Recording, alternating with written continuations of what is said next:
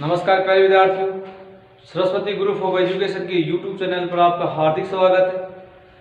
आज हम राजस्थान बोर्ड कक्षा 8 की गणित विषय का प्रश्नावली 6 का अध्ययन करेंगे। प्रश्नावली 6 है बहुभुज। तो इसके लिए कुछ बेसिक बातें हैं वो मैं आपको बता देता हूँ। बहुभुज, बहु का मतलब क्या होता है? अनेक। क्या होता है? अनेक। और भुज का मतलब क्या होता है? भुज का मतलब होता है भुजाएं। क्या होता है? भुजाएं। ऐसी आकृति जिसकी अनेक भुजाएं हो क्या कहलाता है? बहुभुज कहलाता है। हम यूं भी बोल सकते हैं, 3 या 3 से अधिक आकृतियों से निर्मित बंद वक्र क्या कहलाता है? बहुभुज कहलाता है। अब देखिए कितनी रेखाएं हैं? एक है, एक भुजा है, इससे कोई आकृति नहीं बनी। कितनी हो गई? 2 भुजाएं। आकृति जरूर बनी है लेकिन बंद नहीं हुई है। एक भुजा, 2 भुजा, 3 भुजा। आकृति कितनी हो गई? आकृति तो एक है, भुजा कितनी हो गई? 3। और लेकिन कैसी वो? बंद है। तो क्या है? बहुभुज है। इसी प्रकार से एक भुजा, 2 भुजा, 3 भुजा और 4 भुजा। 4 भुजाएं और बंद है तो क्या है? बहुभुज आकृति है। एक भुजा, 2 भुजा, 3 भुजा, 4 भुजा, 5 भुजा। कितनी भुजाएं इसमें? 1 2 3 4 5। 5 भुजाएं तो आकृति कैसी है? बहुभुज। इसी प्रकार से एक भुजा, 2 भुजा, 3 भुजा, 4 भुजा, 5 भुजा, 6 भुजा। कितनी भुजाएं? 6 भुजा। और आकृति कैसी है? बंद है। तो ये भी क्या है? बहुभुज है। जिसके 3 भुजाएं होती हैं उसको त्रिभुज कहते हैं। जिसकी 4 भुजाएं होती हैं उसको क्या बोलते हैं? चतुर्भुज भी बोलते हैं, आयत भी बोलते हैं और वर्ग भी बोलते हैं। 5 भुज वाले क्या बोलते हैं? पंचभुज। क्या बोलते हैं? पंचभुज। और जिसमें 6 भुजा उसको क्या बोलते हैं? षष्ठभुज। और 7 भुजाओं को सप्तभुज, 8 भुजाओं को अष्टभुज, 9 भुजाओं को नवभुज। समझ में आ गया? तो ये आपका बहुभुज है। बहुभुज का मतलब ऐसी बंद आकृति जिसकी अनेक भुजाएं हो क्या कहलाती है? बहुभुज कहलाती है। या 3 या 3 से अधिक आकृतियों से बंद वक्र क्या कहलाता है? बहुभुज कहलाता है। ये बहुभुज होता है। बहुभुज भी 2 प्रकार का होता है। कौन कौन सा होता है? तो समबाहुभुज, सम बहुभुज। और दूसरा क्या होता है? विषम बहुभुज, विषम बहुभुज। अब सम बहुभुज तो क्या होता है और विषम बहुभुज क्या होता है? ऐसा बहुभुज जिसकी सभी भुजाएं बराबर हो। जैसे ये भुजा की लंबाई 5, इस भुजा की लंबाई 5 और इस भुजा की लंबाई 5। तो ये कौन सी बहुभुज कहलाएगा? समबाहुभुज कहलाएगा। अगर इसकी भुजा समान है तो इसके कोण भी क्या होंगे? समान ही होंगे। समझ में आ गया? जैसे ये भुजा बराबर, ये भुजा बराबर, ये भुजा बराबर, ये भुजा बराबर। जिसकी चारों भुजा बराबर है कैसी आकृति हो गई? सम तो हो गई। और 4 भुजाएं क्या हो गई? बहुभुज हो गई। इसके प्रत्येक कोण भी क्या होंगे? समान ही होंगे। अब विषम बहुभुज क्या होता है? जैसे ये मान लो 5 सेंटीमीटर की है, ये भी 5 सेंटीमीटर, ये 4 की है, 3 की है, 6 की है। सारी भुजाएं क्या हो गई? अलग अलग हो गई ना। तो ऐसी आकृति जिसकी सभी भुजाएं अलग अलग माप की हो क्या कहलाती हैं? विषम बहुभुज कहलाती है। इसके अगर इसकी भुजाएं भी अलग अलग है तो इसके कोण का माप भी क्या होगा? अलग अलग होगा। दोनों बात समझ में आ गई? इसी में एक आता है उत्तल बहुभुज। क्या आता है? उत्तल बहुभुज। और दूसरा क्या आता है? अवतल बहुभुज। अवतल। दोनों को समझने की कोशिश कीजिए। उत्तल बहुभुज और एक होता है अवतल बहुभुज। उत्तल बहुभुज क्या होता है? जिसका एक भी कोना अंदर ना हो, सभी कोने क्या हो? बाहर हो। इसके कितने कोने हैं? 1 2 3। तीनों कोने क्या है? बाहर। इसके भी कितने कोण है? चारों कोने क्या है? बाहर है। इसके भी कितने कोण है? 5 है लेकिन 5 कोने क्या है? बाहर है। इसके भी कितने कोने हैं? 6 कोने हैं, 6 कोने क्या है? बाहर है। जिसके सभी कोणे भार हों वो क्या कहलाता है? उत्तल बहुभुज कहलाता है। तो अवतल बहुभुज क्या कहलाता है? जिसका कम से कम एक कोना क्या हो? अंदर हो। कैसे? जैसे मान लो ये आकृति है और ये आकृति ऐसे बनी हुई हो, एक कोना, दो कोना, तीन कोना, चार कोना। एक कोना कहाँ है? आकृति के अंदर है, इसलिए कैसी आकृति है? अवतल आकृति है। समझ में आ गया? अवतल आकृति उत्तल आकृति में समझ में आ गया। दूसरी बात, अवतल जो आकृति होती है इसका जो ये कोना होता है ना, ये जो कोना होता है वो 180 डिग्री से क्या होता है? अधिक होता है। 180 डिग्री से बड़ा होता है, ये निश्चित रहेगा। अवतल बहुभुज में एक कोना चाहिए, ये चाहिए, कोई सा भी कोना हो वो 180 डिग्री से अधिक का होगा। जबकि उत्तल बहुभुज में क्या होता है? इसका प्रत्येक जो कोना होता है वो 180 डिग्री से क्या होता है? कम होता है, बड़ा नहीं होता है। 180 डिग्री से क्या होता है? छोटा होता है। समझ में आ गया? ये कोना भी 180 डिग्री छोटा, ये भी 180 डिग्री छोटा, ये भी 180 डिग्री छोटा, ये भी 180 डिग्री छोटा, ये भी 180 डिग्री से छोटा। समझ में आ गया? दो बातें याद रखनी है। अवतल बहुभुज में सभी कोने क्या होते हैं? बाहर की ओर होते हैं, उसे पहचानेंगे कि वो अवतल बहुभुज है, सॉरी उत्तल बहुभुज है। अवतल बहुभुज में क्या होता है? एक कोना निश्चित क्या होता है? अंदर होता है, इसे पहचानेंगे कि अवतल है। अवतल का एक कोना कम से कम कितने डिग्री का होगा? 180 डिग्री से ज्यादा होगा, और उत्तल का एक कोना 180 डिग्री से क्या होगा? कम होगा। पर समझ में आ गया? अब इसमें आगे बात करते हैं। ये नाम हो गए त्रिभुज, चतुर्भुज, पंचभुज, षष्ठभुज, सप्तभुज, अष्टभुज, नवभुज। अब इन जो कोणे होते हैं इनका निकाला जाता है क्या? योग भी निकाला जाता है और मान भी निकाला जाता है। इससे जो त्रिभुज होते हैं, इसके त्रिभुज के शर्त होती है इसमें कैसा होना चाहिए? समभुज। क्या होना चाहिए? समभुज, समबाहुभुज, समबाहुभुज। याद रखना, समबाहुभुज होना चाहिए जिसके तीन भुजाएं हों और तीनों कोणों का योग पूछा जाए तो कितना आता है? 180 डिग्री आता है। क्या आता है? 180 डिग्री। जिसमें चार हो उसे कितना आता है? 360 डिग्री। योग जोड़, इसका इसका इसका इसका तीनों को चारों को जोड़ोगे तो कितना योग आएगा? एक 360 डिग्री आएगा।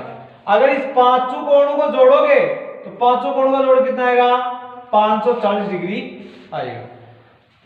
छह कोण है, 1 2 3 4 5 6, इन छह कोणों को जोड़ोगे आकृति कैसी होनी चाहिए? सम। ये इस चीज का ध्यान रखना, विषम नहीं होना चाहिए। कैसी होनी चाहिए? अगर आकृति सम है और छह कोणों का योग पूछा जा रहा है तो योग आएगा 720। समझ में नहीं आया? देखिए पहले भी क्या लिखा है? 18 का पार्ट। क्या है? तीन भुजाओं वालों में कितना? 18 का जोड़ लगा दो 180 डिग्री। चार में 18 में कितना होता है? 36, इसके जीरो लगा दो। चार भुजाओं कितना होता है? 360 डिग्री। आगे 18 3 कितना होता है? 54। जब 5 से पूछो तो इसका जीरो लगाओ, कितना हो गया? 540 डिग्री। 18 3 54 18 4 कितना होता है? 72। कितना होता है? 72। तो 720 डिग्री कितने को हो जाएगा? 6 का। 18 पंजू कितना होता है? 90 के जीरो लगाओ, कितना हो जाएगा? 900। इसका जाएगा वो 7 का। समझ में आ गया? अगर आपको 18 पार्ट से याद नहीं रहता है तो इसका एक सूत्र भी होता है। कैसा होता है? समबाहुभुज के सभी कोणों का योग ज्ञात करने का सूत्र होता है, देखिए n-2 कोष्टक 180 डिग्री, यह सूत्र होता है। n का मतलब क्या होता है? नंबर ऑफ भुजा। भुजाओं की क्या होती है? संख्या। भुजाओं की संख्या। कोई भी एक ले लो, ये ले रहे हैं हम। n का मतलब भुजाओं की संख्या कितनी है? 1 2 3 4 5। अरे n का मतलब भुजाओं की संख्या, तो भुजाओं की संख्या इस आकृति में कितनी है? अरे इसमें गिनो कितनी है? 1 2 3 4 5। भुजाओं की संख्या कितनी है? यहाँ कितना आएगा? आगे माइनस के 2, आगे कितना है? 180 डिग्री। 5 में से 2 के कितने बच गए? 3। कोष्टक हटाएंगे, क्या जाएंगे? गुणा के क्या आएगा? 180 डिग्री। 18 से गुणा करना है 3 को, तो 180 को किससे गुणा करना है? 3 से 0, 8 या 24 असल 2, 3 और 2 कितने आ गए 5, कितना आ गया 540 डिग्री। यहाँ भी क्या लिखा था, समझ में आ गया। ये क्या है, इसका रूल है क्या निकालने का, समबाहुभुज के अंतः कोणों का योग। क्या है, समबाहुभुज के अंतः कोणों का योग निकालने का सूत्र है 20। तो क्या हो गया, समबाहुभुज के अंतः कोणों का योग, क्या सूत्र हो गया, n-2 कोष्ठक के अंदर और आगे क्या लिखा है 180 डिग्री। समझ में आ गया क्या निकल रहा है, n बहुभुज के इनकी समबाहुभुज के अंतः कोणों का योग। ठीक है, इसी प्रकार से आगे चलते हैं। आगे नियम है, समभुज के प्रत्येक अंतः कोण का मान पूछा जाए तो समय बहुभुज के प्रत्येक अंतः कोण का मान, किसका पूछा जा रहा है, प्रत्येक अंतः कोण, यानी इस कोणे का मान, इस कोणे का मान, इस कोणे का मान, इस कोणे का मान। पहले वाले सूत्र क्या निकाला था हमने, चारों का योग। क्या निकाला था, तो इनकी समबाहुभुज के अंतः कोणों का योग, तो सूत्र क्या होता है n-2 कोष्ठक 180 डिग्री। लेकिन यहाँ क्या पूछा जा रहा है, अलग अलग पूछा जा रहा है, इसका मान कितना आएगा, इसका कितना आएगा, इसका कितना आएगा, इसका कितना आएगा। वो है समबाहुभुज के प्रत्येक अंतः कोण का मान। तो प्रत्येक अंतः कोण का मान क्या होता है, यही सूत्र लिखना है आपको, n-2 कोष्ठक 180 डिग्री बटे में क्या लगाना है, n लगाना है, बस बन गया सूत्र। समझ में आ गया।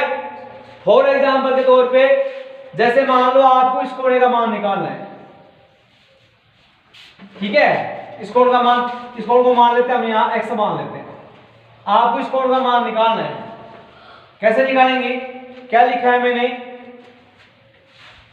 n नंबर ऑफ संख्या, नंबर ऑफ संख्या कितनी है, हिसाब करते हैं गिनो कितनी है, 1 2 3 4, तो 4 - 2 कोष्ठक कितना आ गया 180 डिग्री बटे में कितना आ गया, 4 में 2 का क्या बच गया, गुणा में कितना आ गया 180 डिग्री बटे में कितना आ गया। समझ में आ रहा है ना, तो इसको गुणा करेंगे 2 का दे देंगे भाग। समझ में आ गया। तो इससे आ जाएगा प्रत्येक अंतः कोण का मान, क्या आ जाएगा, प्रत्येक अंतः कोण का मान। इसी प्रकार से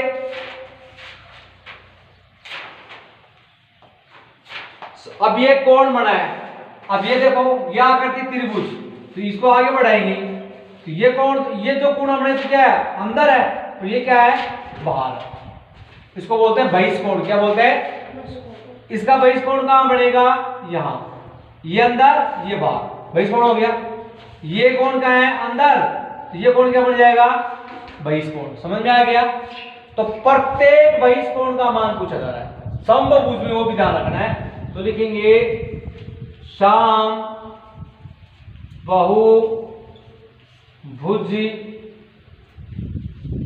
के, समबाहुभुज के प्रत्येक बाह्य कोण का मान,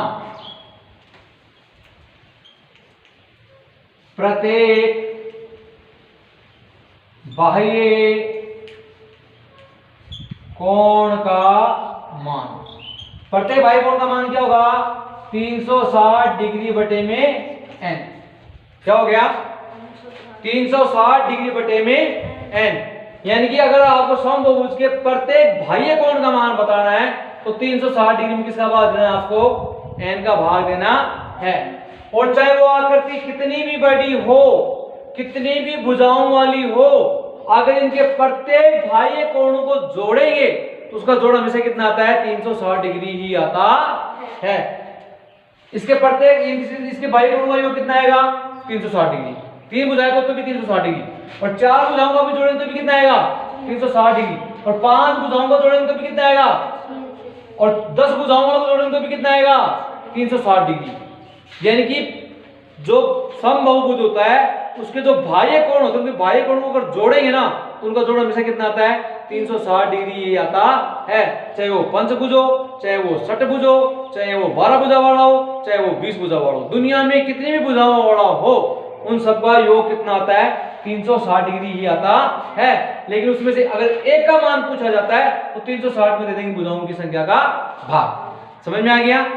जैसे कितनी भुजाएं इसमें 6, तो यहां क्या लिखेंगे 360 डिग्री बटे n का मतलब भुजाओं की संख्या, 6 कर देंगे 5 संगा 36, क्या आ गया 60 डिग्री। ये भी 60 डिग्री का, ये भी 60 डिग्री का, ये भी 60 डिग्री का, ये भी 60 डिग्री का, ये भी 60 का, ये भी 60 का, सारे कोण कितने हुए इसके 60 डिग्री के होंगे। समझ में आ गया? कोई प्रॉब्लम नहीं है। अब इसको आप उतार लीजिए, मैं इनकी परिभाषा लिखवा देता हूं, प्रत्येक की परिभाषा लिखवा रहा हूं। समझ में आ गया? तो सबसे पहले लिखेंगे बहुभुज किसे कहते हैं। सबसे पहले लिखेंगे बहुभुज किसे कहते हैं। तो हम परिभाषा देखते हैं। बहुभुज क्या होता है? केवल रेखाखंडों से बना सरल बंद वक्र बहुभुज कहलाता है। बहुभुज कितने प्रकार का होता है? 2 प्रकार का होता है। एक तो होता है समबाहुभुज और एक होता है विषम बहुभुज। समबाहुभुज क्या होता है? ऐसा बहुभुज जिसकी प्रत्येक भुजा तथा प्रत्येक अंतःकोण समान माप के होते हैं। विषम बहुभुज क्या होता है? ऐसा बहुभुज जिसका प्रत्येक भुजा तथा प्रत्येक अंतःकोण क्या होता है? अलग अलग यानी कि बराबर माप के नहीं होते हैं। समबाहुभुज और विषम बहुभुज भी कितने प्रकार के होते हैं? इनमें भी 2 प्रकार के होते हैं। एक होता है उत्तल और एक होता है अवतल। उत्तल क्या होता है? ऐसा बहुभुज जिसका एक कोणा भी अंदर ना हो, सभी कोणे क्या हो? बाहर हो। यानी कि जो बहुभुज उत्तल होते हैं उनके विकिरणों का कोई भी भाग बहिर्भाग में नहीं होता है। इसका प्रत्येक कोण 180 डिग्री से क्या होता है? छोटा होता है। ऐसा कोई कोण है तो क्या कहलाता है? उत्तल बहुभुज कहलाता है। अवतल बहुभुज में क्या होता है? अगर जो बहुभुज दिया गया है उसका कम से कम एक कोणा क्या होना चाहिए? अंदर होना चाहिए।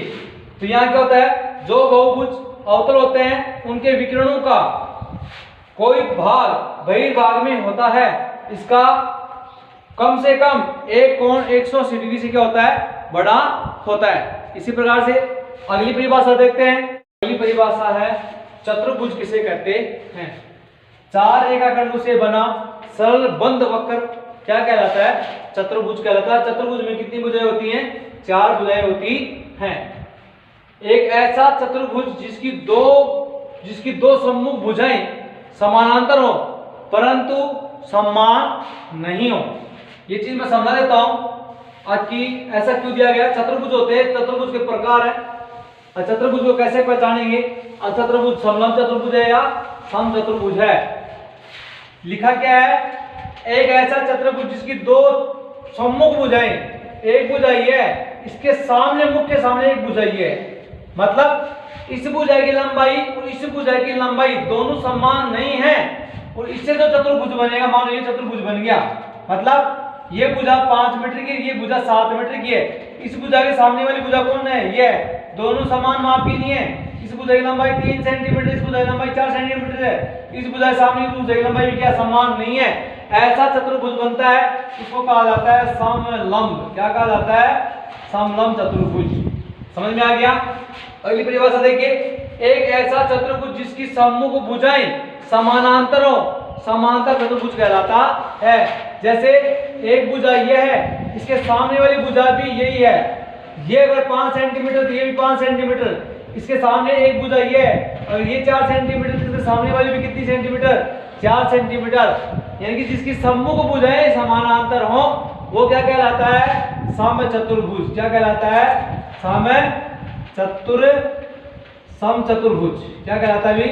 समचतुर्भुज कहलाता है। जैसे आयत हो गया, वर्ग हो गया और समचतुर्भुज हो गया। आगे देखते हैं बहुभुज के अंतःकोणों का योग। जो बहुभुज होता है, चाहे ये बहुभुज है, इसके अंतःकोणों का योग अगर आपको ज्ञात करना है तो सूत्र होता है n - 2 × 180 डिग्री। n क्या है? भुजाओं की संख्या 1 2 3 4, यहाँ n की जगह लिखना 4 - 2, 4 में 2 घटाओ, इसको 180 से गुणा कर दीजिए, इसके बाद आएगी आपको भुजाओं के कोणों का योग आ जाएगा। आगे है समबाहुभुज के प्रत्येक अंतर कोण का मान, इसके अंदर के कोण का मान ज्ञात करना है। इसी सूत्र के नीचे बटा में क्या लगाना है, n लगाना है। आगे दिया है सभी बहुभुज के बाह्य कोणों का योग कितना होता है, 360 डिग्री होता है, चाहे वो कितनी भी भुजाओं वाला हो दुनिया में, चाहे वो 100 भुजा वाला हो, चाहे 3 भुजा वाला हो, चाहे 8 भुजा वाला हो, अगर उसके बाह्य कोणों का योग करेंगे तो उसका हमसे कितना आता है, 360 डिग्री ही आता है। इसी प्रकार से समभुज के प्रत्येक बाह्य कोण का मान ज्ञात करना, तो 360 में देंगे भुजाओं की संख्या का भाग। आगे दिया है किसी भी बहुभुज में विकिरणों की संख्या ज्ञात करनी है, उसके सूत्र है n कोष्टक n - 3 बटे में 2, यानी कि आपको यह बताना है कि एक बहुभुज में विकिरणों की संख्या कितनी हो सकती है, क्योंकि उसमें कितने विकिरण खींचे जा सकते हैं। फॉर एग्जांपल ये एक आकृति है, ये आकृति, इसमें कितने विकिरण आप खींच सकते हैं, तो क्या लिखा है n का मतलब भुजाओं की संख्या कितनी है, 1 2 3 4 5, कोष्टक n का मतलब भुजाओं की संख्या माइनस कितना 3 बटे में कितना 2। पहले विद्यार्थियों आप चाहो तो यहाँ इसको घटा के या इसको इससे गुणा कीजिए, इसको इससे गुणा कीजिए, वही भी कर सकते हैं। चाहो तो आप इसमें सीधा इसको घटा के कोष्टक को हल करके कर सकते हैं। इस प्रकार से 5 कोष्टक कितना आ गया, 2 बटे में कितना आ गया 2, गुणा करेंगे कितना 10 बटे में 2, काटेंगे कितना आएगा 5। इसमें कितने विकिरण कह सकते हो आप, 5 विकिरण कह सकते हैं। विकिरण का मतलब एक विकिरण इस प्रकार से, एक विकिरण, 2 विकिरण, 3 विकिरण, और इसी प्रकार से 4 विकिरण, इसी प्रकार से 5 विकिरण, यानी कि आपको ऐसे 5 विकिरण, ऐसे विकिरण आपको खींचने हैं। पहले विद्यार्थियों हमने प्रश्नावली 6 का बेसिक ज्ञान आज पढ़ा है। कल हम शुरू करेंगे प्रश्नावली 6.1। तो आप बेसिक बातें सभी चीजों को तैयार करनी है ताकि आपको प्रश्नावली अच्छी तरीके से समझ में आए। अगर आपको ये वीडियो पसंद आया है तो सरस्वती ग्रुप ऑफ एजुकेशन के चैनल को सब्सक्राइब जरूर कीजिए, चैनल को लाइक कीजिए, शेयर कीजिए। आज इतना ही, थैंक्स, धन्यवाद।